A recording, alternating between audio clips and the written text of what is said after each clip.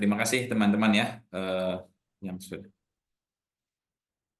sudah mengundang saya, sudah memfasilitasi kelas pada siang hari ini. Pertama-tama saya akan mulainya tentu dengan salam ya. Assalamualaikum warahmatullahi wabarakatuh. Salam sejahtera bagi kita semua. Semoga kalian dalam keadaan sehat dan terus semangat ya dalam menuntut ilmu. Eh, Perkenalkan, nama saya Ahmad Fadil. Saya ditunjuk menjadi dosen praktisi ya untuk mata kuliah bisnis analis kan ya ini ya, bisnis analis. Dan nanti kita akan apa ya, banyak berdiskusi tentang materi pada hari ini, yaitu credit analysis dan juga distress prediction gitu ya. Tapi sebelum itu saya mau apa namanya memperkenalkan diri lagi gitu ya. Background saya S1-nya saya di UNJ juga. Saya jurusan bukan, saya prodi pendidikan ekonomi ya. Konsentrasinya saya ekonomi koperasi dulu S1 saya mulai 2013, lulus di 2017 gitu. Kemudian saya lanjut setahun kemudian saya lanjut S2 gitu ya, ngambil gelar MBA di Taiwan gitu ya. Jadi saya kenal dengan Pak Adnan gitu ya, kenal di Taiwan, di UNJ juga kenal gitu ya. Jadi eh, harusnya kita nggak terlalu jauh ya, gitu. Karena kita sama-sama satu alma mater gitu ya, UNJ. Dan saya yakin kalian adalah orang-orang yang akan menyelamatkan eh, Indonesia dari generasi cemas menjadi generasi emas ya. Gitu. Semoga nanti ke depan kalian bisa berprestasi, tidak hanya untuk diri sendiri tapi juga untuk negara gitu ya. Oke, singkat saja pembukaannya. Saya izin share PPT, saya share slide.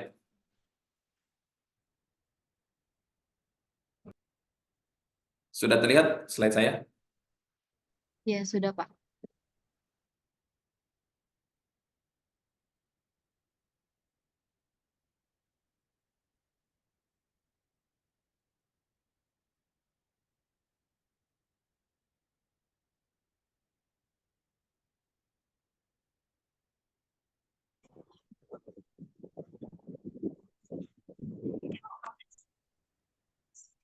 Oke, kita akan, ini pertemuan keberapa ya, kalau boleh tahu? Sudah masuk pertemuan 12, Pak. 12 ya, berarti 13. Akan ada 4 pertemuan lagi nanti ke depan ya. Nah, sebelum tentu saja UAS ya.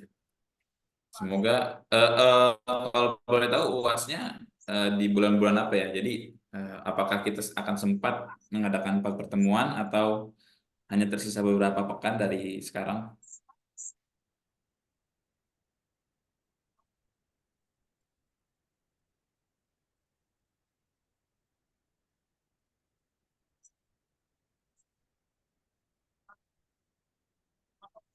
Izin Ya, jawab, Pak. Silakan. tinggal sisa beberapa pekan lagi sih, Pak. Kira-kira nyampe 4 nggak? Kalau nggak nyampe 4 nih, rencana saya mau kompres aja materinya menjadi 2 pertemuan atau 3 pertemuan seperti itu. Oh, jika bisa seperti itu, boleh, Pak. Soalnya kayak kemarin-kemarin udah kelewat beberapa minggu nggak kelas gitu, Pak. Oh gitu, oke deh. Oh gitu, nanti saya bilang Pak Arna atau Pak Fauzan nanti ya. Oke. Selain saya terlihat di sekarang, Lihat, Pak. lihat ya. Oke. Kita akan mulai dengan tema eh, ini judulnya dulu deh. Credit analysis dan juga distress prediction. Ya mungkin dari judulnya sudah jelas ya kita mau membahas apa hari ini. Kebetulan saya eh, sebagai profesional masih di institusi pendidikan, tapi pendidikan swasta gitu ya. Saya di Universitas Binawan sebagai bagian perencanaan gitu ya. Jadi memang basicnya itu harus paham tentang bisnis analis. Ya semoga saya bisa berbagi dan juga bisa sharing ilmu ya pada kalian selain pengalaman juga gitu ya. Jadi kredit analisis ini untuk apa sih ya? Untuk menganalisa sebuah kredit ya, sebuah kredit apakah kita mau mengambil ataukah kita mau memberikan gitu. Dan juga distress prediction. Distress ini apa? Distress itu kesulitan ya. Prediction ya prediksi gitu ya. Bagaimana kita bisa memprediksi kesulitan entah itu perusahaan kita atau entah itu perusahaan yang akan kita berikan pinjaman gitu ya. Jadi whatever you want to be in the future ya, mau kalian mau jadi apa namanya seorang entrepreneur, seorang businessman, atau kalian mau kerja di bidang apapun itu, bisnis analis, ataukah mau kerja sebagai di bidang keuangan gitu ya. Ini akan sangat membantu kalian sebagai apapun itu, gitu ya. Atau kalian mau jadi investor gitu ya, atau cuman mau coba-coba main saham gitu ya. Semoga ilmu ini bermanfaat. Oke, ini saya ambil quotes dari Warren Buffett. Warren Buffett ya. Warren Buffett ini siapa? Apakah dia bapak-bapak tua dengan uban atau siapa gitu ya? Eh, Kalau kalian tahu dia salah satu investor terkenal ya, bahkan jadi apa namanya orang terkaya juga ya di dunia gitu. Tapi ya terkaya keberapa saya kurang tahu. This comes from not knowing what you are doing gitu ya. Kalau kita nggak tahu apa yang kita kerjain, ya sama aja kita mengundang resiko. Kalau saya di perencanaan itu kita punya apa ya? Punya slogan gitu ya. Kalau kita tidak kalau kalau kita tidak merencanakan sesuatu, maka kita merencanakan kegagalan.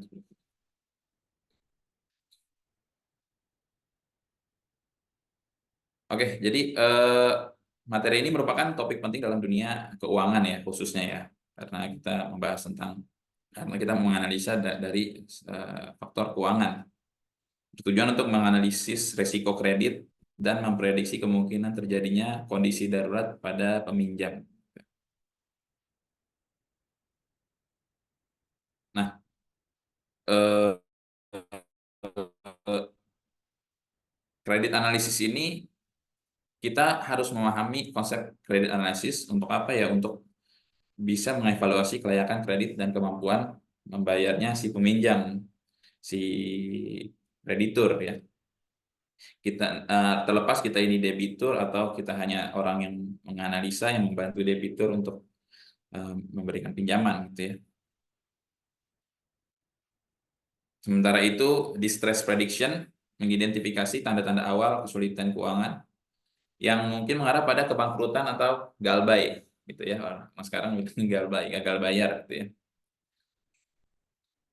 Nah, kedua hal ini tidak berdiri dalam satu kesatuan.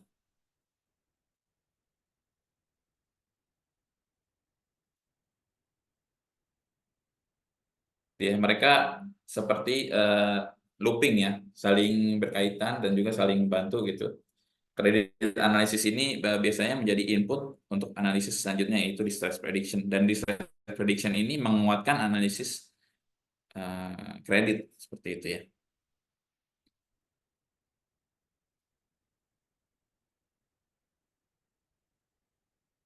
Nah,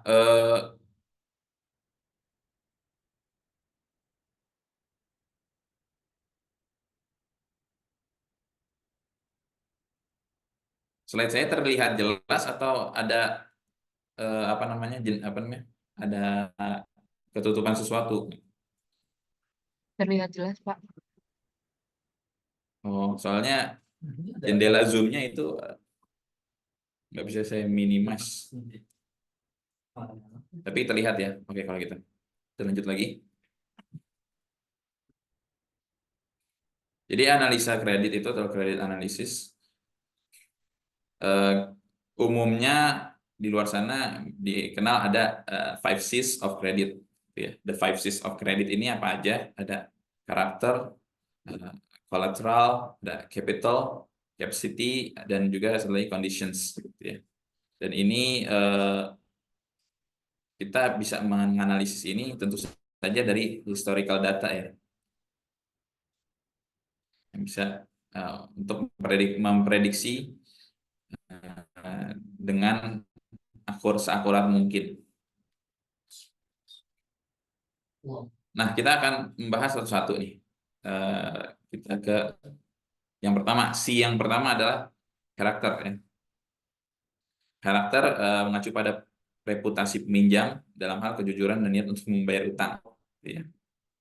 Nah, bagaimana nih kita bisa menilai reputasi peminjam ya, apalagi dalam hal kejujuran dan niat untuk membayar utang gitu. Apa kita tanyain aja langsung niat nggak bayar utang gitu kan nggak bisa seperti itu ya, harus ada based on data. Nah, biasanya based on data ini dari historical data dia, kita bisa menilai kredit history peminjamnya ya. Selain tentu saja kita mau menanyainya, mau wawancara mereka, kita juga bisa nanya kepada apa namanya, pihak-pihak atau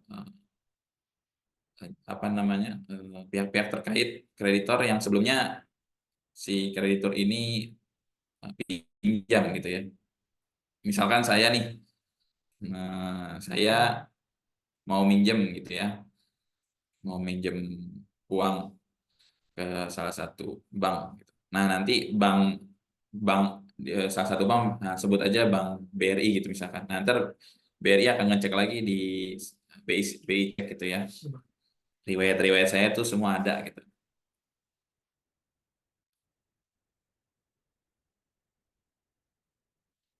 Yang kedua adalah capacity. Capacity adalah ya kemampuan itu ya, peminjam untuk membayar kembali pinjaman berdasarkan pendapatan dan pengeluarannya. Jadi dilihatlah pasti dia bisa bayar pinjaman atau tidak gitu ya. Dilihat dari dia sumber untuk bayar pinjaman itu dari mana gitu. Maka dari itu kita menganalisis laporan keuangan bila yang peminjam itu adalah sebuah entitas atau perusahaan gitu. Kalau misalkan dia individu ya slip gajinya gitu ya dan laporan pajaknya. Kemudian juga menghitung rasio utang terhadap pendapatan atau debt to income ratio. Oh iya, sebelumnya kalian sudah dapat mata kuliah akuntansi belum? Sudah, Pak. Sudah ya. Jadi semoga nanti istilah-istilah yang saya sebutkan semoga sudah cukup familiar ya untuk kalian ya. Tapi kalau kalian masih bingung, boleh raise hand atau langsung ajukan pertanyaannya. Kemudian juga kita bisa mengkaji arus cash flow gitu ya.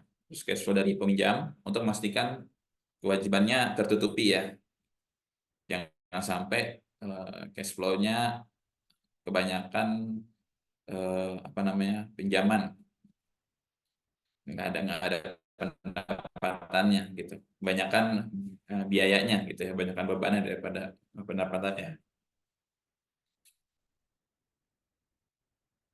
Yang kesekian adalah capital atau modal ya biasanya ya, atau kalau dalam bahasa akuntansi ekuitas ya, yang dimiliki oleh peminjam.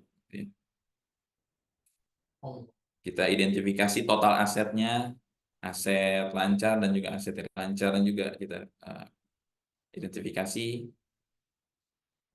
gitu ya. Terus juga seberapa besar modal yang dimiliki peminjam dibanding dengan jumlah pinjaman yang diminta. Kita lihat perbandingannya, kita lihat rasionya gitu ya. Kalau untuk individu biasanya 3 kali gaji biasanya, tapi nggak tahu nanti ya. Tergantung kebijakan masing-masing pemberi pinjaman. Tapi kalau entitas, saya kurang paham.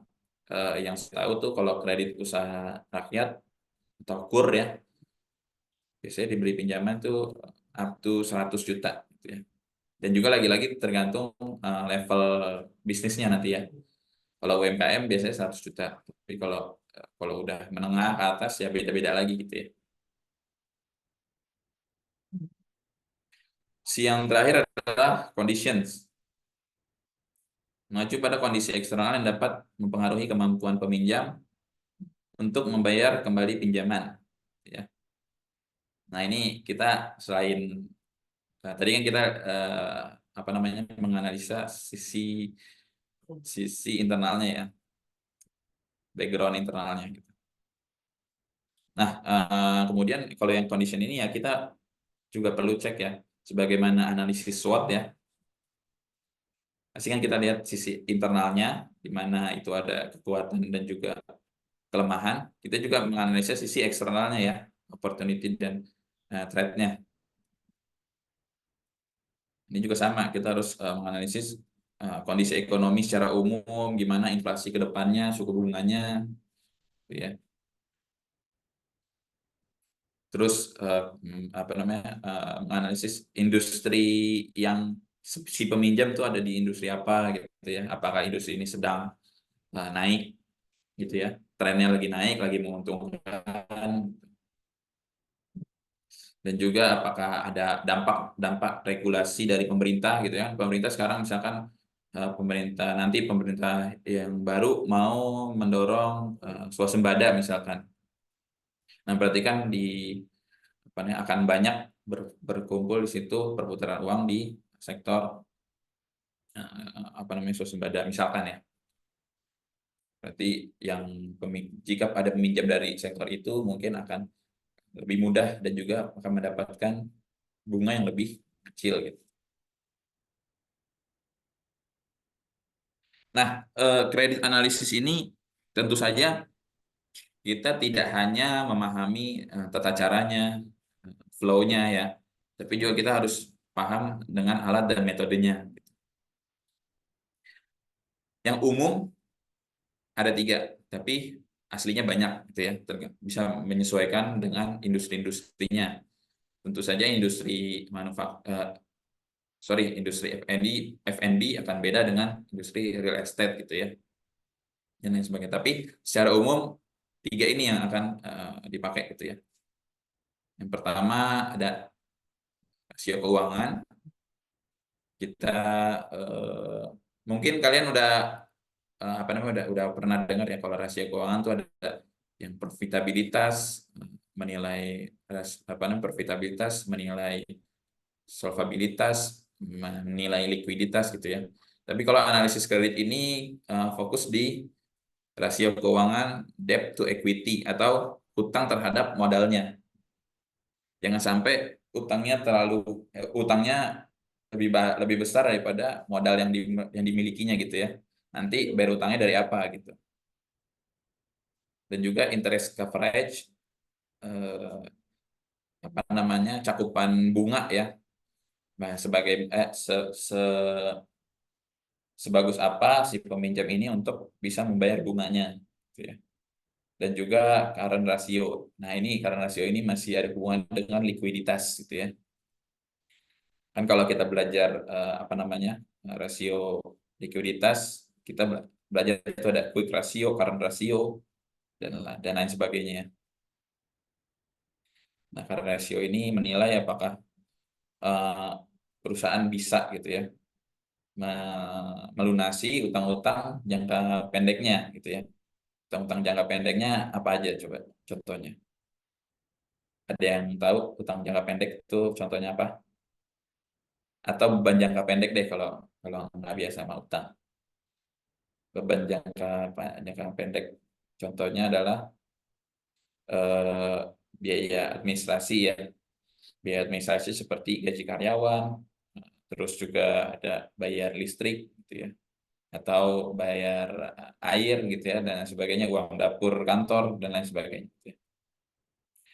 Kemudian metode yang kedua adalah dengan credit scoring. Nah, credit scoring ini kita bisa menggunakan Vico Score. Walaupun Vico Score ini biasanya untuk menilai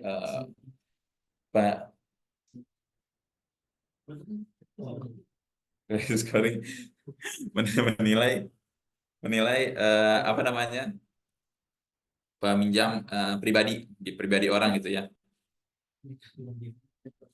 Dan juga selanjutnya ada analisis kualitatif. Tentu saja setelah kita mempelajari dan juga menilai metode-metode secara kuantitatif, kita kaji lagi laporan keuangannya atau latar belakang peminjam gitu ya. Tentu saja kita harus juga menilai analisis kualitatif gitu ya. Analisis kualitatif itu ya seperti tadi, dari industri mana mereka bekerja gitu ya, kondisi perekonomian dan lain sebagainya. Oke, kita akan membedah ini satu-satu ya. Atau sebelum masuk ke metodenya, ada pertanyaan nggak sampai sini? Atau mungkin ada yang kurang jelas gitu ya? Apakah saya terlalu cepat ngejelasinnya, ataukah masih ada yang bingung? Kira-kira ada yang mau bertanya dulu atau gimana?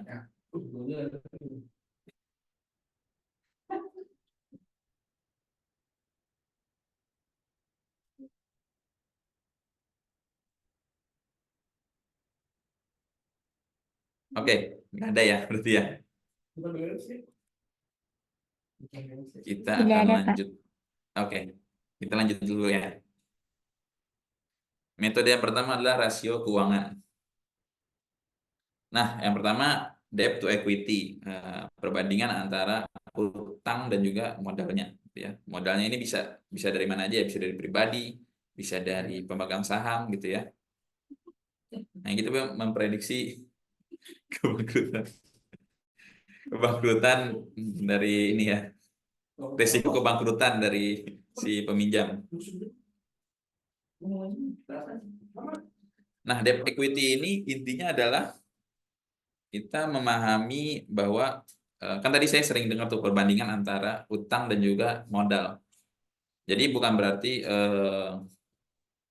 debt-nya itu adalah utangnya adalah utang hanya utang penjualan atau utang dagang gitu ya, tapi proporsi pendanaan gitu ya.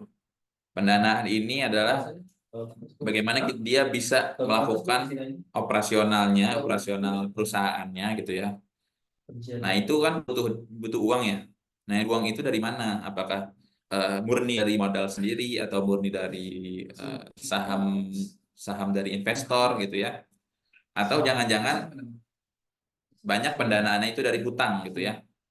Yang konsekuensinya pasti akan berdampak ke depannya, yaitu harus bayar utang gitu ya. Formulanya atau rumusnya adalah total ekuitas dibagi ya. Total ekuitas dibagi total hutang gitu. Kalian di sini sudah bisa baca laporan keuangan belum?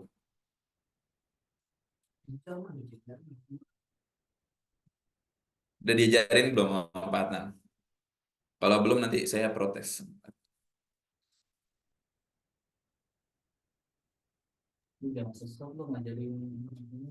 Oke, saya berkesimpulan sudah ya berarti ya. Bisa baca laporan keuangan.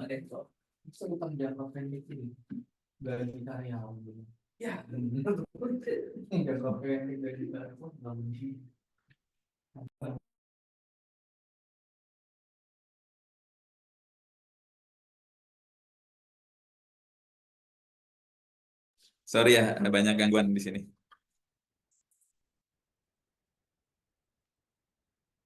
Kemudian rasio atau nilai yang ideal itu untuk sebuah apa namanya analisis debt to equity adalah kalau di atas 1 itu berarti proporsi pendanaannya banyak dari utang gitu ya. Sementara kalau kurang dari 1 itu bisa bisa dibilang modal sendiri atau dari investor gitu ya, dari saham, sorry, dari saham. Nah, jadi yang baik adalah yang mana? Yang baik yang di bawah 1 ya, jelas ya. Tapi apakah ini apa namanya? Apakah hasil ini kaku gitu ya? Apakah udah pasti kalau di atas 1 itu tidak baik dan di bawah 1 itu baik gitu ya? Nah, ini apa namanya? Tidak serta-merta seperti itu ya. Karena banyak faktor-faktor lain seperti eh, apa namanya? Bisa jadi kebijakan-kebijakan dari perusahaan tersebut untuk apa namanya? Untuk berhutang karena mungkin saat itu kondisi ekonomi sedang panas ya, sedang ekspansi gitu. Jadi mereka berhutang bisa dengan mudah dan juga mendapatkan return yang lebih banyak gitu ya. Nah, itu kan kalau di dalam laporan keuangan jadi kelihatan lebih tinggi ya debt-nya gitu, utangnya. Nah, itu jadi banyak faktor-faktor lain.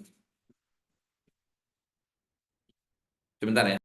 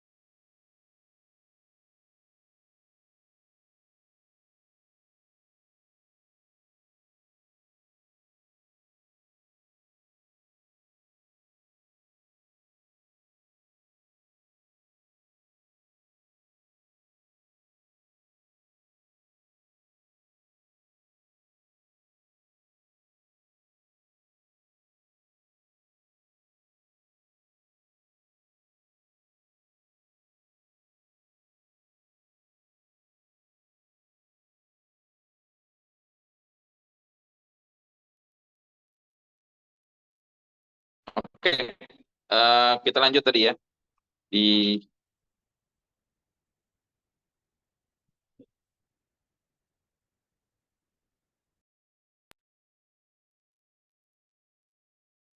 Kita lanjut tadi sampai mana? Debt equity ya. Faktor lain dari debt equity.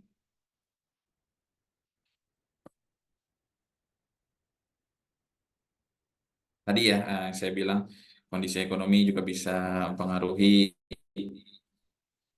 apa namanya debt equity. Bukan berarti kalau debt equity-nya di bawah 1, di atas 1 itu sudah pasti perusahaannya sedang tidak sehat gitu ya.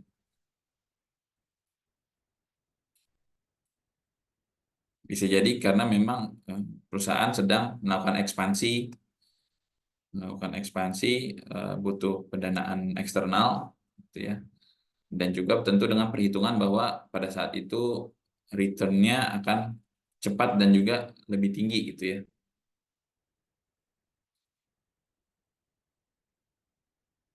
Kemudian eh, apa namanya? Yang dipengaruhi juga yang sering saya bilang tadi, industri mana atau sektor mana perusahaan tersebut eh, terlibat gitu ya, ada di industri apa gitu. Karena beberapa industri itu apa namanya eh, memiliki utang itu yang justru lebih tinggi karena karena operasionalnya kayak kayak real estate gitu ya. Real estate itu kan dia butuh modal dulu ya buat buat bangun rumahnya, buat bangun gedungnya atau apa. Jadi memang utang di depan itu banyak gitu ya. Modalannya banyak. Itu jadi industri-industrinya diperhatikan. Tapi secara umum kalau misalkan hal-hal faktor-faktor lain itu tidak ada, tapi hutang terhadap apa namanya modalnya itu lebih tinggi hutang, ya itu menjadi sebuah warning ya, atau pertanda bahwa ada yang tidak beres gitu ya, apakah perusahaannya tidak sehat atau seperti apa, seperti itu.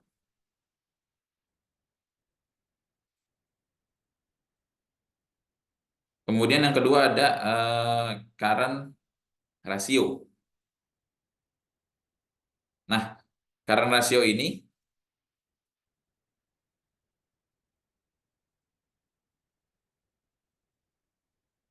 untuk memprediksi likuiditas gitu ya. Sebenarnya ada lagi di bawah.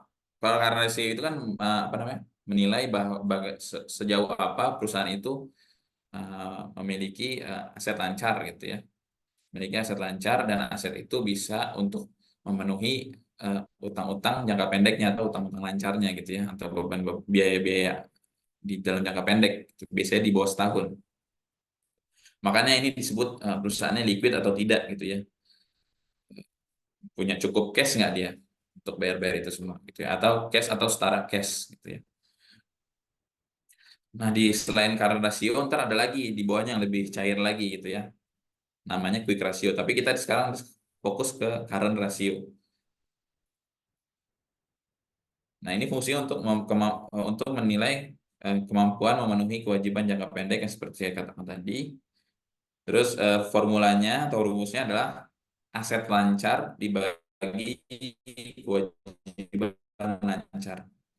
Kalau kalian membuka sebuah laporan keuangan perusahaan, nanti terbagi-bagikan tuh, ada aset lancar sama aset tidak lancar, kewajiban lancar dan juga kewajiban tidak lancar gitu ya. Atau nggak ada kata-kata kewajiban, ada kata-kata liabilities gitu ya. Itu cuma masalah bahasa aja gitu ya. Ya. Nah, ini formulanya aset lancar dibagi kewajiban lancar gitu ya. Rasio idealnya berapa yang bisa dikatakan lolos lah gitu ya, perusahaan cukup liquid gitu. Nah, ini rasio idealnya adalah di atas 1 ya. Nah, jadi kalau di bawah 1 ya itu bisa menjadi peringatan ya. Jangan-jangan mereka nggak punya cukup apa namanya, cukup cash atau yang setara cash, atau aset lancarnya tidak cukup untuk memenuhi operasionalnya gitu misalkan, kewajiban lancarnya. Tapi apakah seperti itu? Apakah sama ya seperti debt to equity tadi ya? Apakah apa namanya, skornya itu kaku gitu ya? Kalau di atas 1 udah pasti baik, kalau di bawah 1 udah pasti tidak baik gitu ya. Tidak sehat gitu perusahaan. Tentu ada faktor-faktor lain ya. Tidak tidak melulu di bawah 1 itu jelek.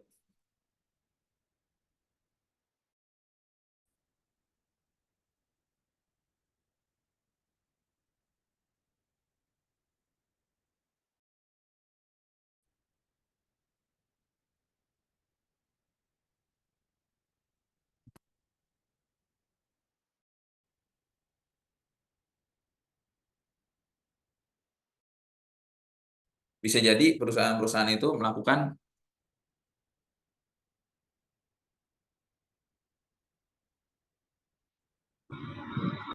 dari Pak Fauzan, ada chat dari Pak Fauzan, sebentar saya balas.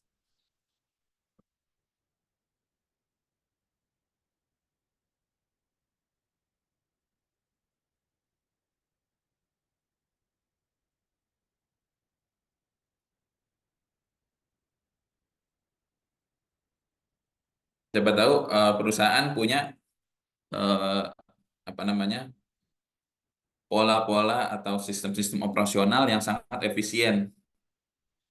Contohnya apa?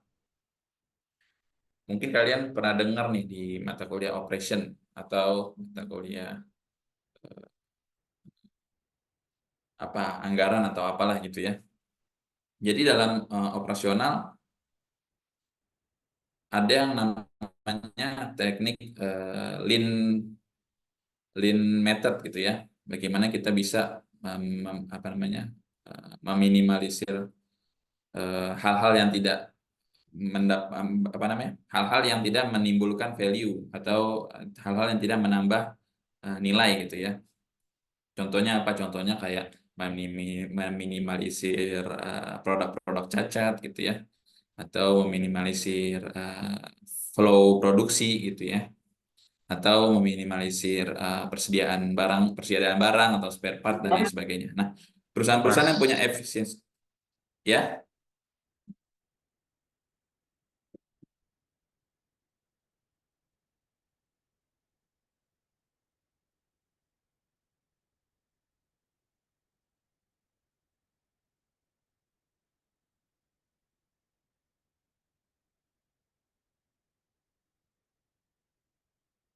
Sampai mana tadi ya?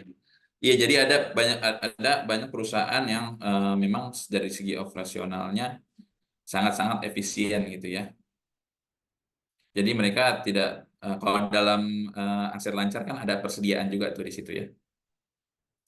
Persediaan. Jadi ada perusahaan yang memang tidak banyak memiliki persediaan atau persediaan itu digunakan ya hanya untuk eh, apa namanya operasi-operasi mereka gitu ya. Jadi nggak ada barang-barang yang apa ya tidak digunakan lah, stuck gitu ya di inventory atau di gudang gitu ya.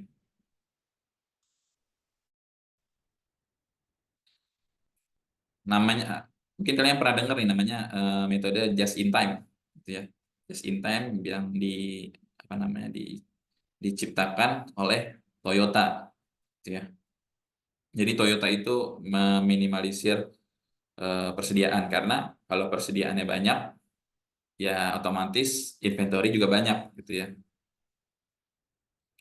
Lebih-lebih untuk perusahaan F&B gitu ya, atau perusahaan-perusahaan farmasi yang memiliki cost inventory tinggi gitu ya, karena mereka perlu inventory dengan spesifikasi khusus kayak suhu ruangan harus sekian, kelembapan ruangan harus sekian gitu ya, dan itu berdampak pada cost gitu ya. Nah seperti itu ya, jadi bisa jadi eh, apa namanya aset aset aset lancarnya itu bisa lebih lebih apa namanya lebih kecil daripada kewajiban lancarnya.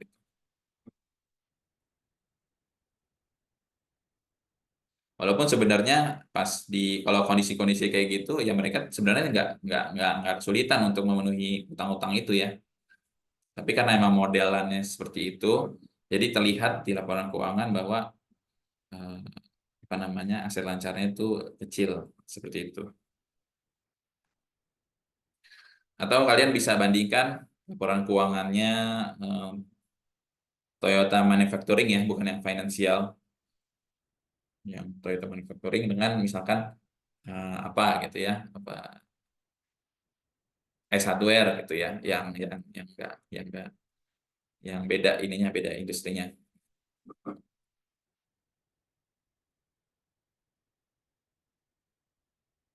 Terus faktor-faktor lain yang juga mempengaruhi current ratio mungkin untuk sebagian bisnis atau sebagian perusahaan yang memang di apa namanya dipengaruhi oleh waktu-waktu tertentu gitu ya, kayak misalkan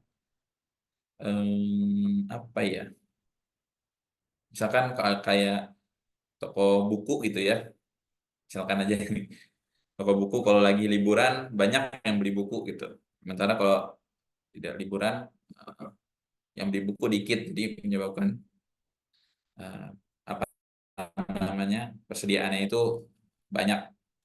Jadi terlihat kalau lagi musim liburan nih banyak yang beli buku, jadi persediaannya itu berkurang ya. Gitu. Di satu waktu bisa jadi terlihat bahwa asetnya itu lebih kecil daripada utang lancarnya. Aset lancarnya lebih kecil daripada utang lancarnya. Kewajiban lancar seperti itu.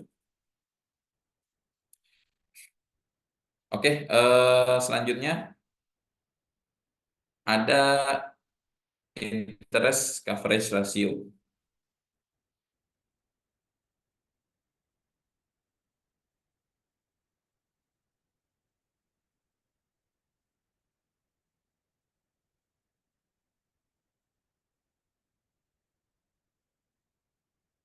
Nah, interest coverage ratio ini adalah sebagai apa namanya?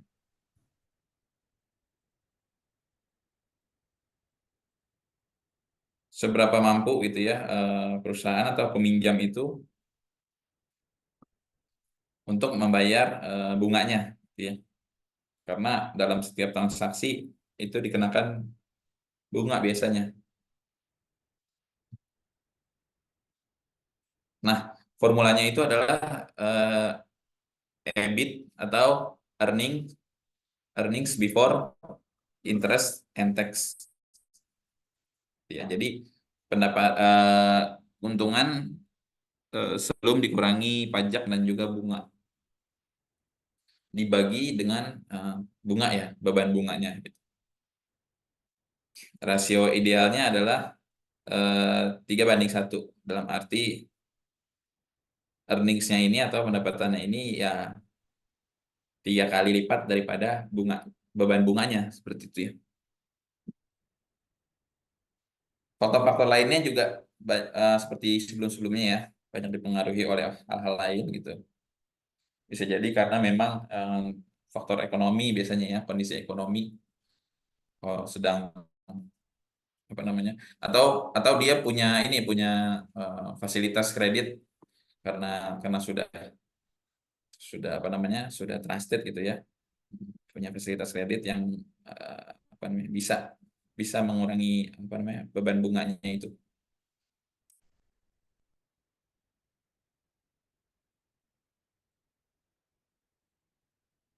Oke, sampai sini ada pertanyaan nggak?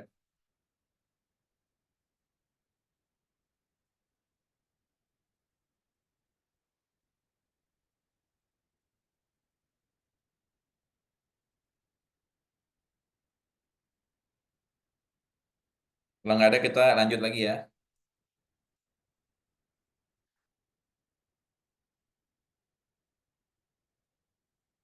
Kita lanjut ke credit scoring.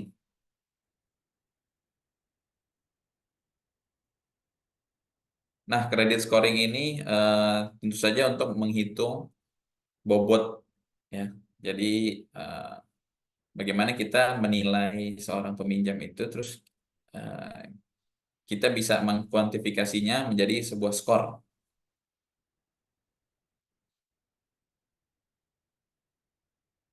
Skor yang apa namanya? Skor yang excellent ya di atas 800 gitu ya, misalkan ya. Sebenarnya di atas 740 aja udah bagus gitu ya. Sementara di bawah 739 ke bawah itu sudah mulai waspada gitu ya. Apalagi di bawah 579 itu sudah akan sulit mendapatkan apa namanya, akses kredit gitu ya. Walaupun dapat akses kredit biasanya bunganya di, diperbesar gitu ya. Kenapa bunganya diperbesar? Ya karena untuk itu ya, jaga-jaga memberi apa namanya, pemberi pinjaman tuh untuk jaga-jaga kalau adanya kemungkinan gagal bayar. Nah, pembobotannya seperti di slide ya. Ada riwayat pembayaran, dilihat dari riwayat pembayaran kita, apakah selama kita berurusan dengan kredit gitu ya, baik kita seorang individu ataupun seorang entitas, sebuah entitas itu ya, perusahaan, lancar nggak bayar utangnya gitu ya, pernah pernah nunggak nggak gitu, atau bayar tapi kurang, ya banyak ya. Kalau di dunia perbankan ada namanya kolektivitas, gitu, disingkat call, call 1, call 2, gitu ya. Kalau kita bicarakan di level ini aja, individu gitu ya. Misalkan saya punya kartu kredit gitu ya, BSI Hasanakad gitu. Nah itu setiap bulan itu kita di ini ya akan dapat slip slip ini ya, slip utang kita gitu ya. Apa sih namanya? Laporan ini kita, keuangan kita di kartu kredit tersebut. Nah, di situ nanti ada tulisannya itu call 1 atau call 2. Kalau call satu ya berarti aman, saya rajin nabung, bayar tepat waktu gitu ya. Yang masalah ini adalah ketika sudah ada call 2. Ketika sudah ada call 2, ini akan menjadi warning, jadi apa namanya? Bisa menjadi hambatan bagi dia untuk meminjam lagi, bahkan bukan hanya untuk dirinya sendiri. Misalkan dia bekerja di suatu entitas gitu ya. Misalkan saya kerja di universitas gitu ya. Universitas menjalani sebuah kerjasama dengan bank. Misalkan banknya itu let's say BSI tadi ya, BSI. Karena ulah saya gitu ya, saya gagal bayar gitu, dan status kolektivitas saya naik menjadi 2 gitu. Maka kemungkinan pembiayaan yang bersifat institusional ini antara universitas dan juga bank. Misalkan universitas mau bikin apa namanya, pengadaan program apa ya, program cicilan gitu ya buat para karyawannya. Karena ada saya di situ satu orang gitu ya. Misalkan saya doang nih satu orang di entitas tersebut gitu, karena saya call 2, itu bisa menggagalkan satu perusahaan gitu ya. Satu universitas jadi nggak bisa minjem gara-gara saya gitu. Jadi itu memang harus diperhatikan banget ya.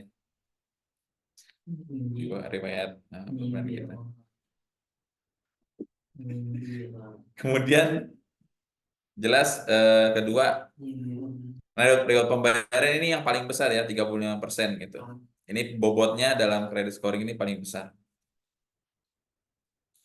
Kemudian kedua adalah jumlah utang. Tentu saja jumlah utangnya ini apa namanya, pengaruhi ya. Jumlah utang, terus juga rasio utang dengan penghasilan kita juga ya, itu dinilai. Kemudian durasi kreditnya. Halo, suara saya lancar atau putus-putus?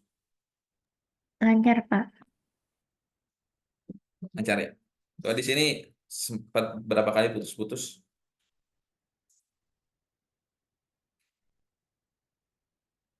Oke, tadi sampai mana? Eh, Jumlah utangnya itu 30% pembobotannya ya. Kemudian ada durasi kredit. Sorry, itu ada typo ya sedikit. Durasi kreditnya berapa lama kita mau minjem gitu ya.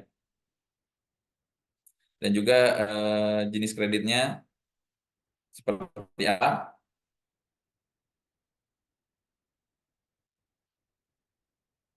Kartu kredit ini biasanya yang terakhir nih poin-poinnya kecil ya, 10% jenis kredit dan juga kartu kredit.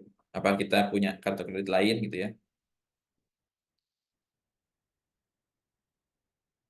Oh iya, satu hal lagi, ternyata kan kebanyakan orang mikirnya gini, eh, secara individu. Kalau mau naikin limit gitu ya, atau mau meningkatkan kredit scoringnya itu, kita memakai kartunya itu terus-menerus gitu ya, biar tentu saja bayar ya, tentu saja bayar. Terus memakai terus-menerus, jadi limitnya misalkan limitnya 10 juta, dihabisin tuh limitnya gitu ya.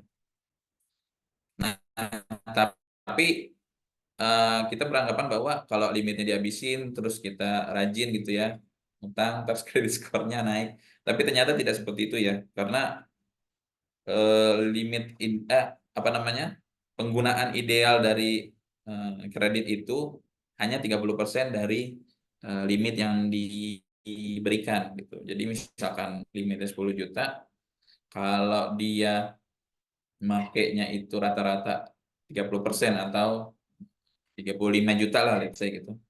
Itu masih masuk penilaian poin yang baik gitu ya. Nanti poinnya akan bertambah. Sementara kalau kita uh,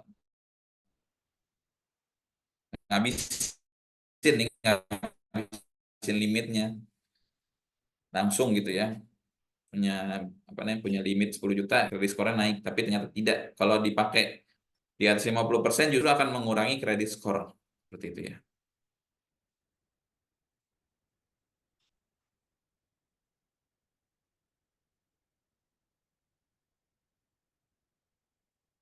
Oke, nah nanti dari kelima ini semuanya ada ininya, ada apa namanya, ada skornya masing-masing. Nah nanti tinggal digabungin aja ya. Dari riwayat pembayaran diambil berapa persen, berapa, terus akan dimasukkan poinnya sebesar 35% ke kredit skor secara keseluruhan, ke Vico score, sorry, Vico score secara keseluruhan.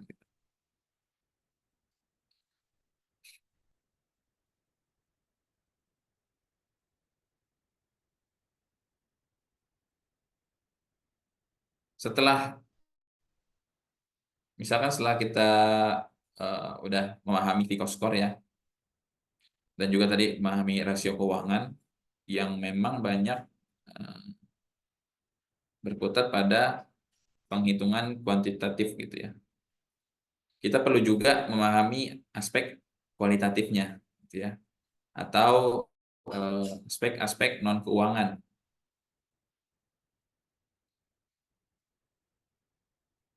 Nah ini contoh-contoh komponen-komponennya ada 5 ya, ada manajemen dan kepemimpinan. Maksudnya ini adalah bagaimana manajemen itu eh, membuat kebijakan-kebijakan khusus gitu ya untuk perusahaannya. Mungkin di mata apa namanya orang yang memberi pinjaman bisa jadi eh, ini kalau secara secara tapi ternyata kalau kita pas ditelusuri lebih jauh memang strateginya seperti itu, misalkan untuk ekspansi atau dan lain sebagainya.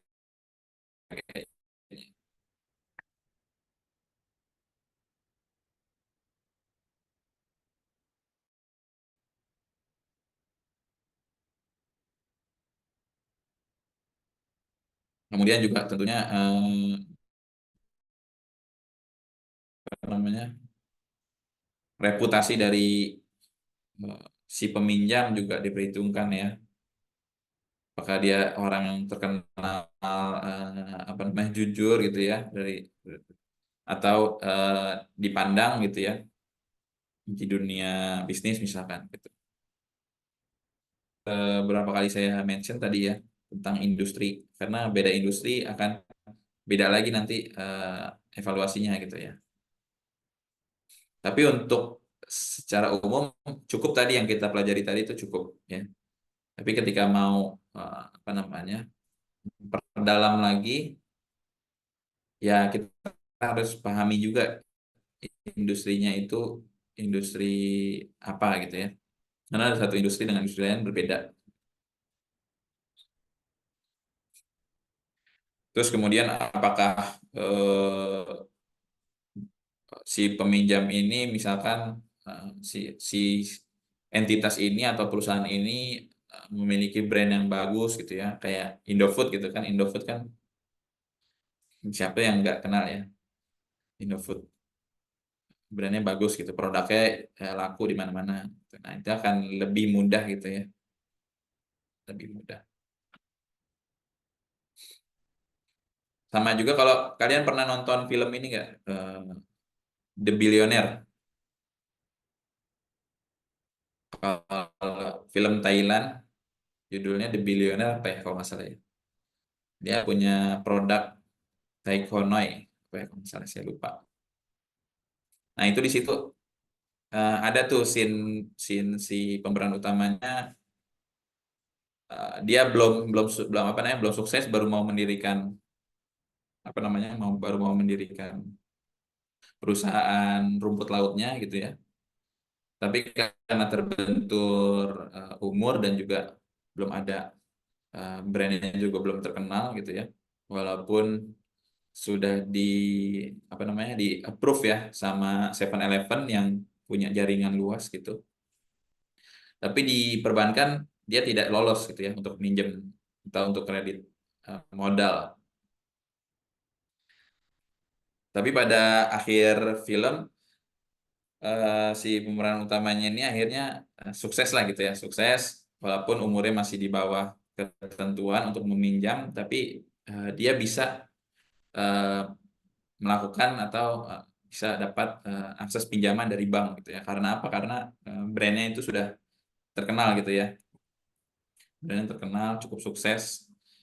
Nah itu salah satu menjadi apa namanya pertimbangan faktor kualitatifnya. Kemudian ada model bisnisnya. Apakah model bisnisnya ini adalah model-model bisnis yang bertahan lama dan juga dapat berkembang gitu ya?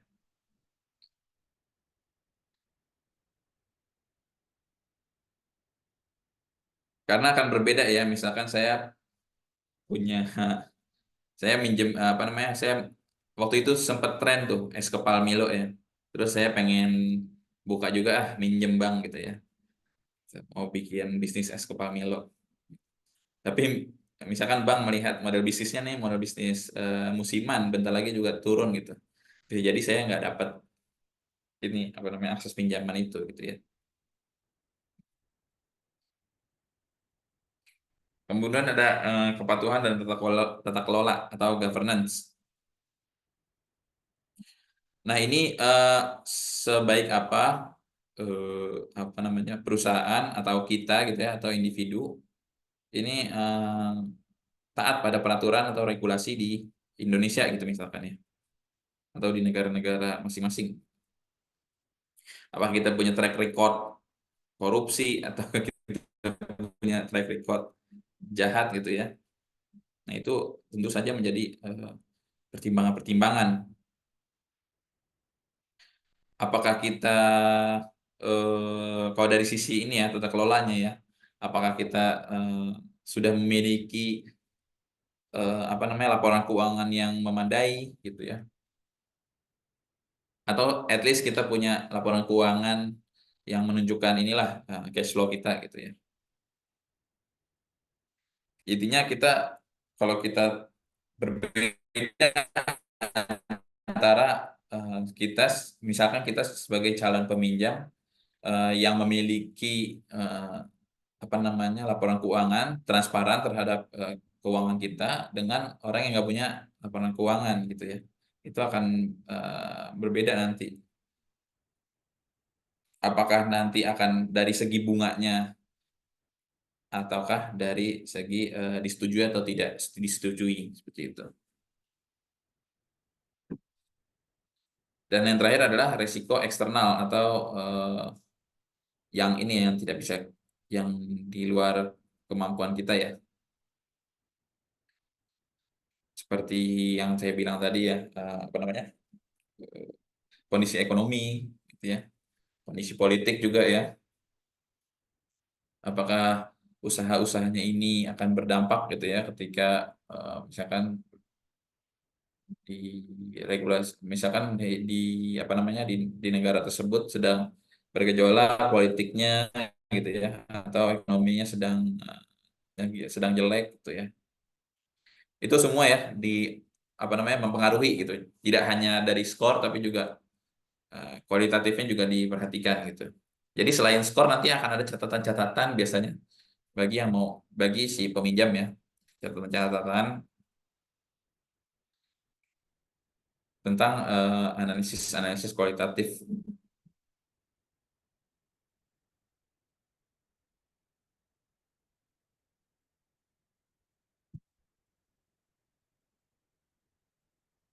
Oke, sebelum kita lanjut ke distress prediction, ada pertanyaan nggak? Atau kita sampai jam berapa ya?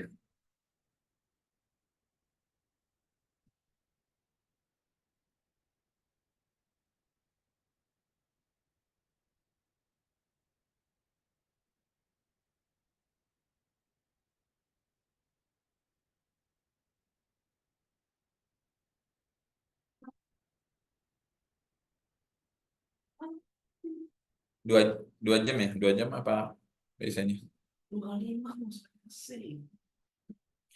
Oke, kalau gitu kita lanjut dulu ya.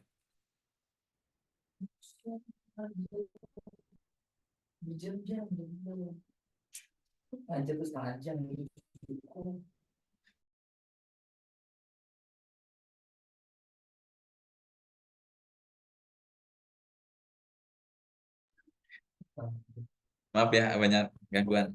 Nah, oke, kita lanjut lagi ke distress prediction. Jadi kita bagaimana kita memprediksi kesulitan. Kesulitan apa nih? Kesulitan dari si peminjam, gitu ya. Kesulitannya ini apakah nanti akan mengarahkan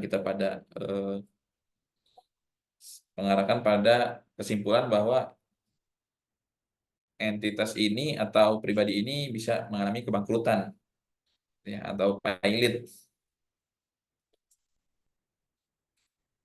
Nah, distress prediction ini mengukur indikator keuangan spesifik. Jadi mengukur penurunan profitabilitas, mengukur arus kas negatif, atau juga peningkatan hutang, gitu ya. Metode yang paling umum adalah menggunakan Altman Z-score. Altman Z-score ini adalah metode uh, analisa distress prediction yang dikembangkan dan juga diciptakan oleh siapa ya namanya? Edward Edward Z Edward Altman, gitu ya. Edward Altman.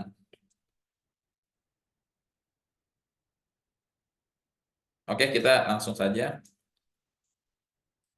Jadi metode Altman Z-score ini memprediksi kebangkrutan menggunakan batas-batas statistik Z-score. Jadi ada 4 komponennya. Ini yang mungkin kalian harus hafal gitu ya. Hafal dan pahami gitu. Jadi nanti ada bobot-bobot pembagiannya, perkaliannya. Nanti saya akan simulasikan setelah ini, gitu ya. Cara menghitungnya bagaimana. Nggak perlu repot-repot pakai machine learning atau apa namanya pemrograman. Walaupun sebenarnya menggunakan pemrograman itu akan lebih mudah ya, dan akan mendapatkan hasil yang lebih komprehensif gitu. Contohnya pakai Python gitu ya. Itu bisa tuh hitung Altman score. Nanti saya akan contohkan menggunakan Excel saja yang sederhana gitu ya, menggunakan bobot-bobot penilaian yang akan saya jelaskan sekarang. Jadi kita akan menilai working capital dibanding total aset gitu ya, atau modal kerjanya kan dibagi dengan total asetnya. Bobotnya itu bobot perkaliannya adalah 6,56. Ini aja saya apa namanya? Saya skip dulu slide yang ini biar kalian nanti langsung paham dengan contohnya ya.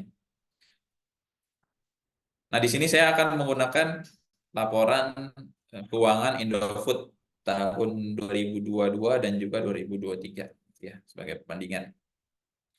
Indofoodnya ini adalah Indofood yang produknya itu kalian sering makan ya. Atau sekarang jangan-jangan mahasiswa udah tidak identik dengan makan Indomie lagi ya. Kalau saya dulu makan Indomie terus, gitu ya. Jadi ini produknya sangat terkait dengan saya gitu pribadi. Nah, interpretasinya nanti kalau skor Z-score-nya itu di atas 2,6 itu aman ya, jauh dari kebangkrutan. Kalau di antara 1,1 dan juga 2,6 itu kita mesti waspada bahwa orang tersebut atau perusahaan tersebut itu dekat dengan kebangkrutan atau pilot, dan kalau di bawah 1,1 itu sudah bisa eh, sangat lebih dekat lagi kepada bangkrut gitu ya. Oke, ini saya sudah merangkum apa namanya? Merangkum sebuah eh, komponen-komponen dari laporan keuangan yang saya ambil dari Indofood. Mungkin angkanya tidak real sama karena saya hanya mengambil 3 digit dari depan atau 4 digit gitu ya. Karena nanti belakang-belakangnya itu kan banyak tuh. Misalkan aset lancar nih 54.869 berapa berapa berapa gitu ya. Tapi saya bulatkan aja kayak gitu. Oke, jadi sebentar, baterai saya habis. Saya izin ambil.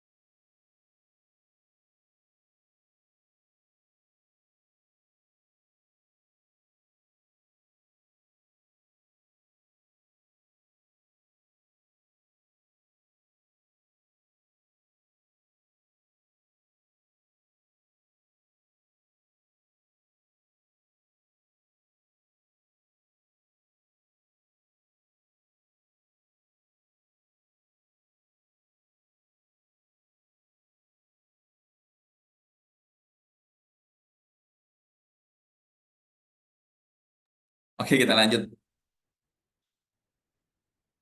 Bagaimana kita menghitung Altman Z-score ini?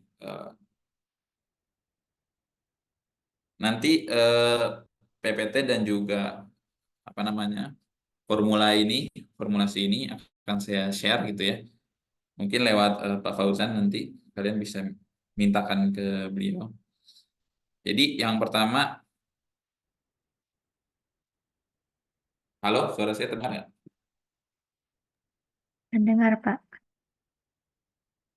Oke, nah, lanjut ya.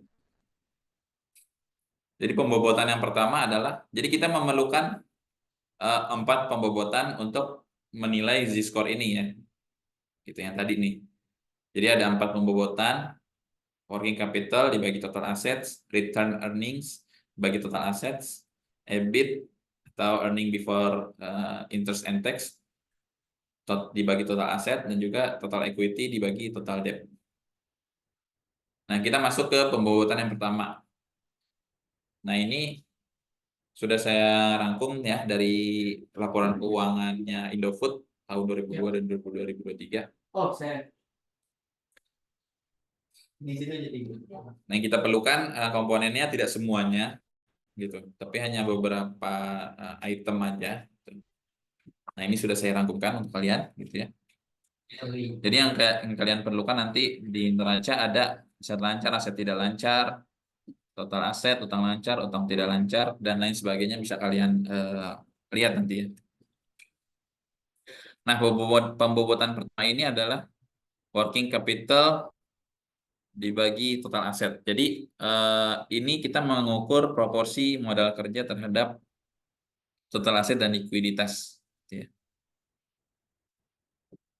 Nah, tentu yang pertama adalah untuk mengukur working capital dan total aset, kita memerlukan 2 komponen ya, yaitu working capitalnya sendiri dan juga total aset. Nah, kalau working capital itu kita harus ngitung dulu, nggak ada tuh di laporan keuangan apa namanya tercatat working capital di stat gitu ya, terstatement working capital. Tapi kita harus mencarinya. Nah, cara mencarinya itu formulanya adalah current asset dikurang current liabilities, atau aset lancar dikurang aset tidak lancar. Utang tidak lancar, sorry. Utang lancar, sorry. current asset. Nah, di sini nih ada current asset atau aset lancar. Ya, selesai kotakan. 54.000 ya. 54.000 di 2023 63.000. Kemudian current liabilities atau utang lancar. Nah, ini utang lancarnya 30.700.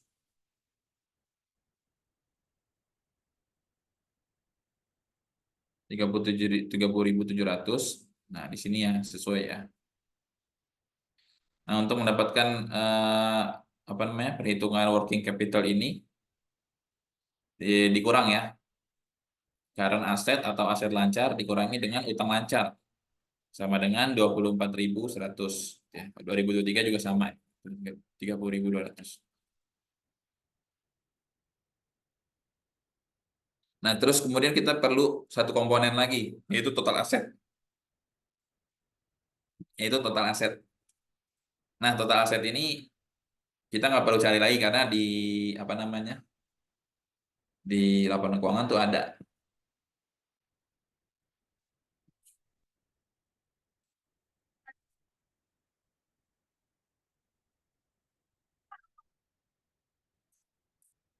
Oke, lanjut, sorry. Jadi tinggal kita bagi aja ya.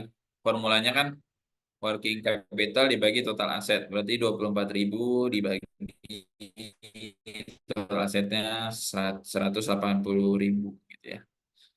Nah, muncullah angka 0,13. Kalau 2023 0,16 gitu ya.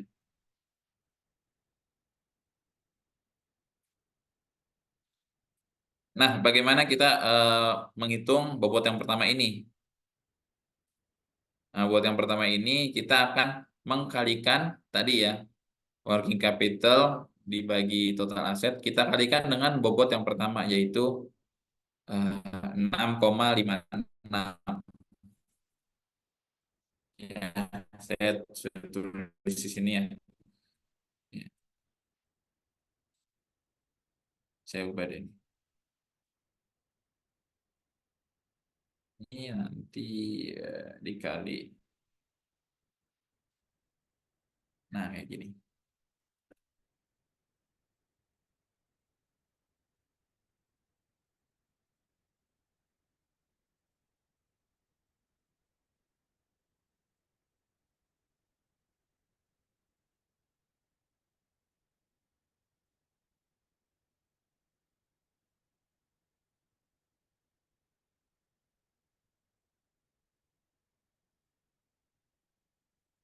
Oke ya. Dikali pembobotannya. Kalau ini pembobotannya dari mana? Ini dari rumusnya ya, dari si Edwardnya sendiri yang bikin. Edward bikinnya dari hasil penelitian dia bertahun-tahun dan juga dari sampel yang dia kumpulkan dari banyak sampel gitu ya. Dan dia menetapkan skor-skor ini, skor-skor tersebut ya.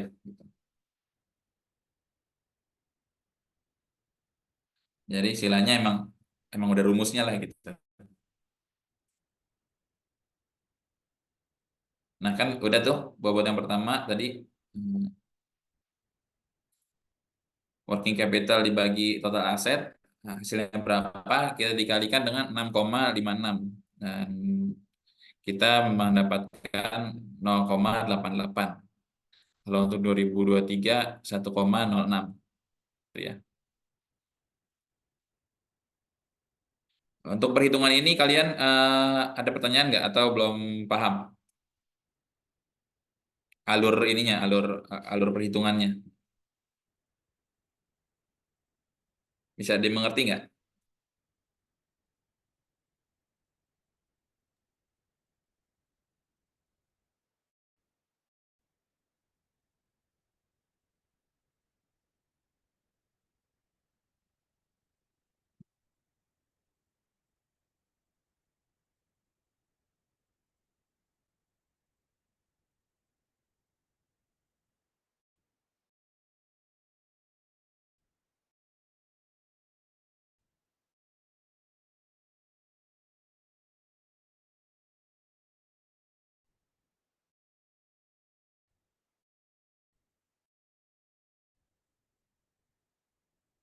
Oke,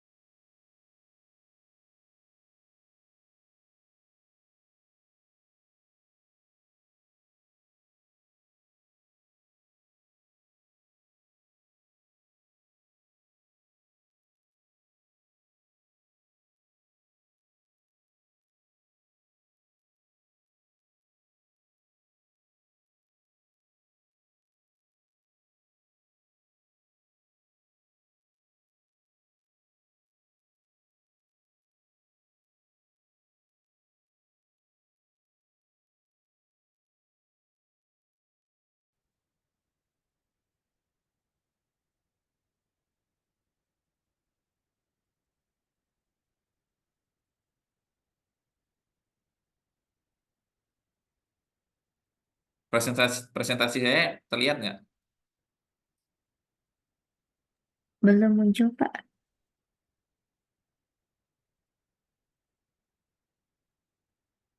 Oh, belum muncul. Suara tapi putus-putus nggak? Untuk suaranya aman, Pak.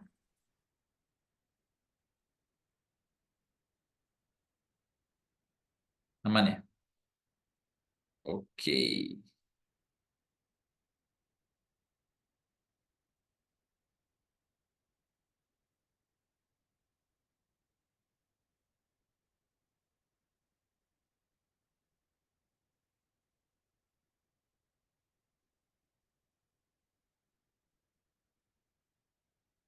Sudah terlihat? Sudah, Pak.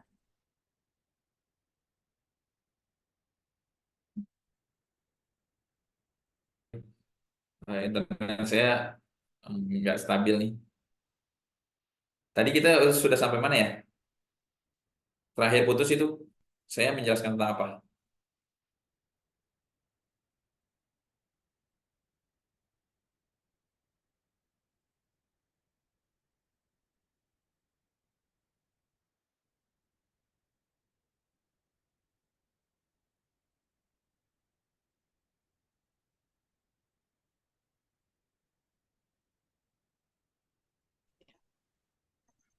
Tadi Bapak habis nanya untuk perhitungan ini ada pertanyaan nggak? Habis itu terputus, Pak. Oke, kalau gitu kita lanjut ke perhitungan yang selanjutnya ya. Nanti nggak usah khawatir kalau kalian masih apa namanya masih belum ngerti. Nanti akan saya berikan ini apa namanya kalkulatornya. Ini Excel kok pakai Excel, jadi mudah di tracing nanti dari mananya. Itu ya. Kalau saya kecepatan gitu ya atau ada yang kalian kurang mengerti, langsung aja raise hand atau open mic ya. Kalau ada yang mau bertanya gitu. Oke, kita lanjut ke penghitungan yang kedua, yaitu retained earning dibagi total aset. Retained earning ini biasanya kalau di apa namanya laporan keuangan itu adalah saldo laba ditahan, gitu ya. Laba ditahan atau saldo laba gitu ya, atau cadangan yang belum digunakan gitu. Banyak deh, unappropriate apa namanya, profit gitu ya, dan lain sebagainya. Jadi kita harus pinter-pinter nanti ya lihat di laporan keuangan gitu. Tapi secara umum ditulisnya return earning. Nah, return earning ini kita gunakan untuk menghitung apa namanya, penghitungan yang kedua, pembuatan yang kedua ya. Return earning ini untuk di tahun 2022 41.100. Kemudian total asetnya sama ya, kayak tadi 180.000. Tinggal dibagi aja sesuaikan dengan rumus ya. 0,23. Nah, hasil dari return earning dibagi total aset ini baru kita kali kepada pembobotan yang kedua, yaitu 3,26. Nah, ini kalau ditanyain lagi, ini skor dari mana? Ini langsung dari rumusnya ya, atau diciptakan sama si Edward-nya ini, Edward Altman. Dan tentu saja ini sudah melalui banyak penelitian dan juga percobaan dengan berbagai macam sampel gitu ya. Jadi ditentukan sebesar ini. Nah, balik lagi tadi pembagian dari return earnings dan juga total aset adalah 0,23, kemudian dikalikan ke pembobotan yang kedua 3,26 menjadi 0,74 ya, untuk di 2022 dan 2003 0,82. Ini kita mengukur historik keuntungan ya, karena kita apa namanya, seberapa perbandingannya, seberapa besar dari laba yang kita hasilkan terhadap aset yang kita miliki gitu. Nah, kemudian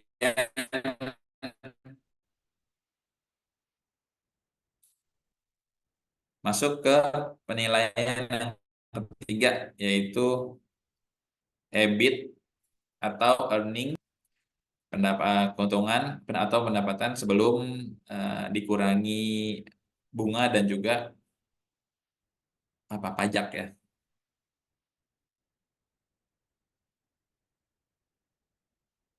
Earning before tax-nya kita lihat di sini laba sebelum pajak ya, 12.300.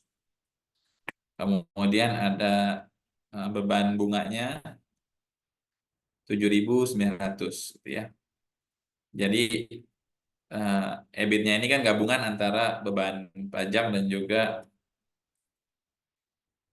apa namanya, pendapatan sebelum teks ya. Ditambahin jadi 20.000 gitu ya. Total asetnya sama 180.000. Jadi tinggal dibagi aja 20.000 bagi 160, kita akan mendapatkan earning before interest and tax dibagi total aset.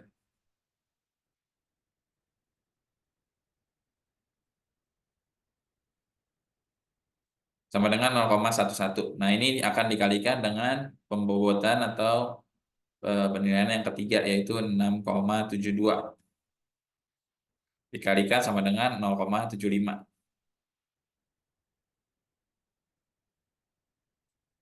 Nah, ini masih termasuk rasio profitabilitas gitu ya. Bagaimana kita mengukur seberapa untung gitu ya perusahaan atas aset-asetnya.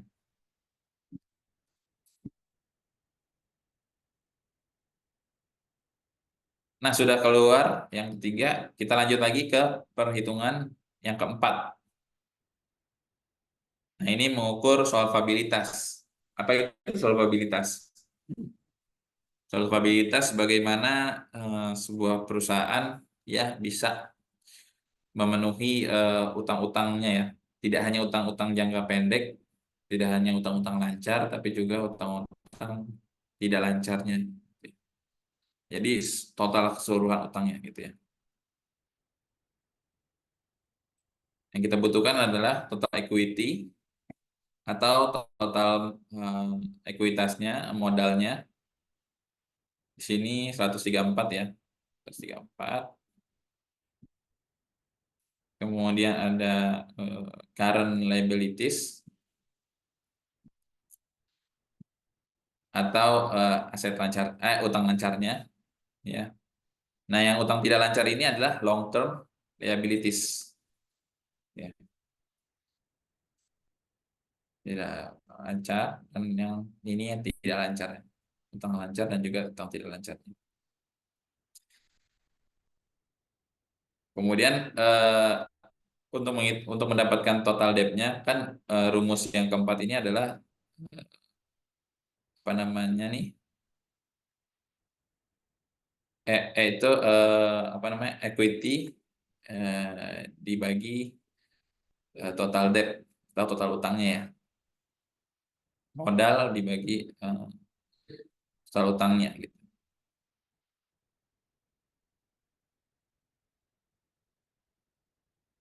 Nah, equity 134 dibagi utangnya, total utangnya 86.000. Jadi keluar 1,55. Bahkan minta bikin buat Sebentar ya.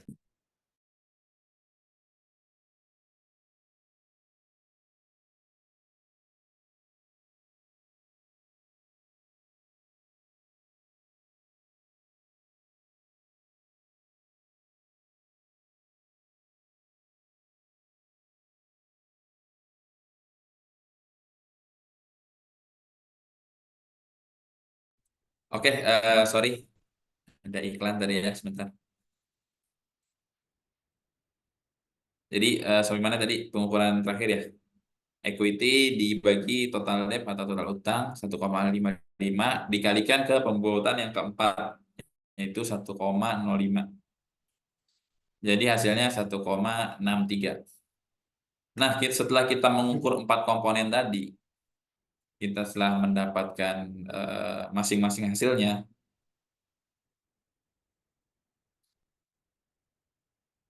nah di bawahnya ada cara menghitung z-score-nya. Jadi z-score-nya adalah keempat skor yang telah kita hitung tadi, kita tambahkan semuanya. Ditambahkan tadi 0,088 ditambah 0,74 ditambah 0,75 dan juga ditambah 1,65. Hasilnya adalah 4 gitu ya. 4 itu berarti di atas 2,6. Berarti kita bisa mengatakan bahwa Indofood jauh dari kebangkrutan ya. Itu tahun 2022. Tahun 2023 dia skornya meningkat lagi gitu ya, makin jauh dari kondisi kebangkrutan gitu ya. Jadi kesimpulannya adalah aman. Nah, kalau kalian pertanyakan apakah skor Z-score ini sama gitu ya, diterapkan di mana-mana, saya bisa jawab iya, tapi ada juga yang memang apa namanya, ada perbedaan sedikit-sedikit gitu ya, mungkin jadi 1,1 jadi 1,2 atau 1,5 gitu ya. Nah, itu nanti akan apa namanya, akan kembali ke masing-masing yang menggunakan metode ini untuk menilai gitu ya. Dan ini juga z-score ini skor apa namanya, skor interpretasi dari z-score ini juga ditentukan oleh si apa namanya, si Edwardnya ya, si pencipta metode ini gitu. Kemungkinan kita bisa mengubahnya gitu ya kalau kita mau merubah apa namanya, ukuran-ukuran ini, tapi tentu saja harus dengan penelitian lebih jauh lagi, sampel yang lebih matang lagi gitu ya. Kalau untuk sekarang ya kita pakai yang ada aja yang sudah ditentukan gitu, seperti itu. Oke, kesimpulannya Indofood jauh dari kebangkrutan gitu ya. Dan di tahun 2023 kemarin malah meningkat gitu ya. Dan juga kalau kita lihat dari skor, kalau kita breakdown lagi, kita breakdown skor-skor pembobotan ini kan semua masing-masing mewakili apa namanya, mewakili hal-hal tertentu ya, kayak misalnya working capital dibagi total aset. Working capital kan dia mengurangi aset lancar dan juga eh, utang lancar ya, artinya liquid gitu ya. Kalau kita lihat dari 2022 ke 2023, Indofood semakin liquid gitu ya, perusahaannya semakin liquid. Dalam arti dia punya cukup cash untuk membayar utang-utang jangka pendeknya gitu ya, dan lain sebagainya seperti itu. Nah, nanti kalian bisa bongkar lagi nih breakdownnya gitu ya. Return earningnya atas total aset, earning before tax, earning before interest and tax, total aset gitu ya, dan lain sebagainya seperti itu. Oke, sampai sini. Oh, nanggung nih satu lagi. Nah, setelah apa namanya? Setelah kita melakukan yang pertama tadi credit analysis, dan juga kita menggunakan distress prediction gitu ya, tentu dengan metode masing-masing gitu ya. Kalau tadi apa namanya, analis credit analysis, kita eh, membahas tentang debt to equity, current ratio, dan lain sebagainya. Kalau distress prediction itu ada Altman, pakai Altman Z-score. Tentunya kita harus menggabungkan hasil dari credit analysis dan juga distress prediction, sebagaimana yang saya katakan di awal tadi ya. Mereka ini bukan dua perhitungan yang akan eh, berdiri sendiri-sendiri gitu ya, tapi mereka akan menjadi satu kesatuan gitu. Dan kalau digabungkan, kita bisa menilai bahwa eh, perusahaan ini atau orang ini tuh cocok untuk mendapatkan pinjaman, atau cocok untuk kita berinvestasi di tempat tersebut, atau kalau kita bagian dari internal perusahaan itu, perusahaan kita kondisinya seperti ini gitu ya, sedang sehat, kita bisa expand gitu ya, atau sedang sakit, kita bisa lihat masalahnya di mana seperti itu.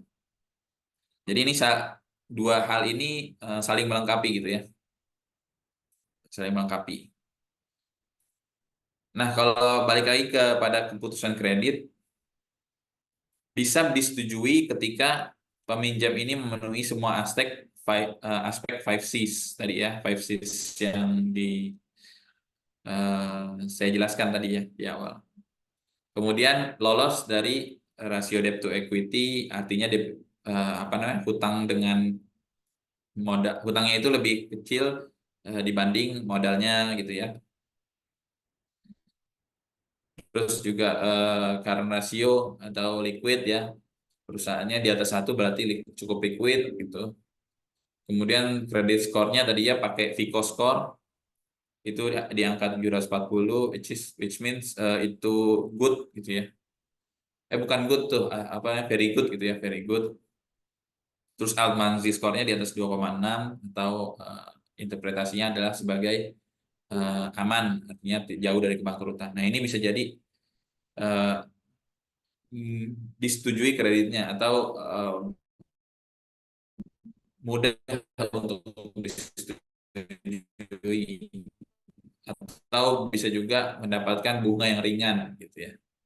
Kalau yang ditolak ya yang kebalikannya ya, pemilik dari 5 Cs yang apa namanya, yang memenuhi kriteria, terus apa namanya, hutangnya itu, permodalan dari hutangnya itu lebih banyak daripada permodalan dari saham atau pribadi gitu ya.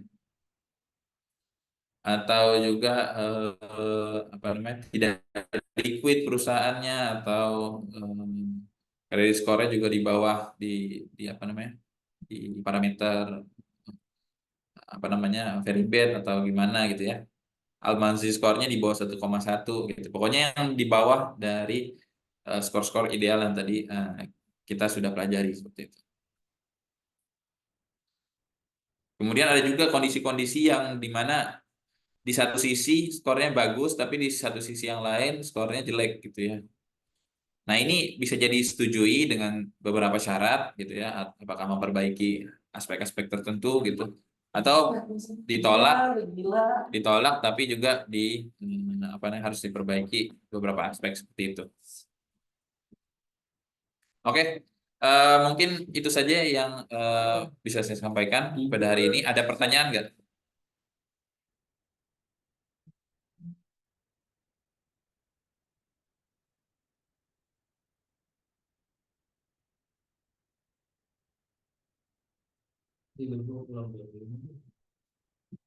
Ada pertanyaan?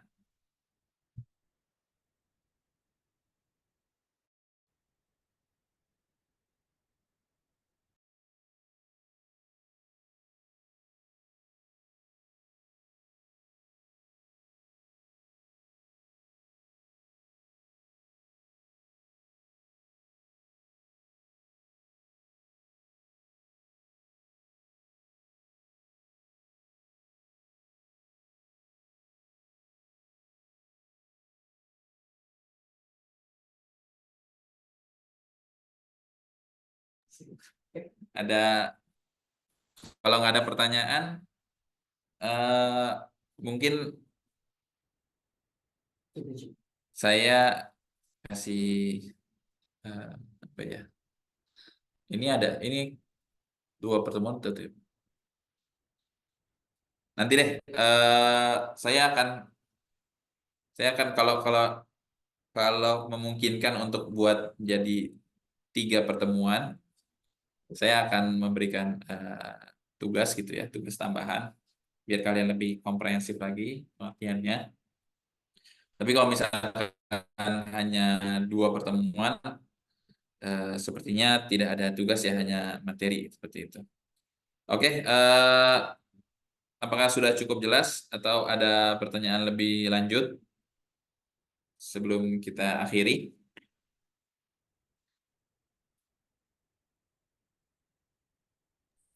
Mungkin udah cukup, Pak.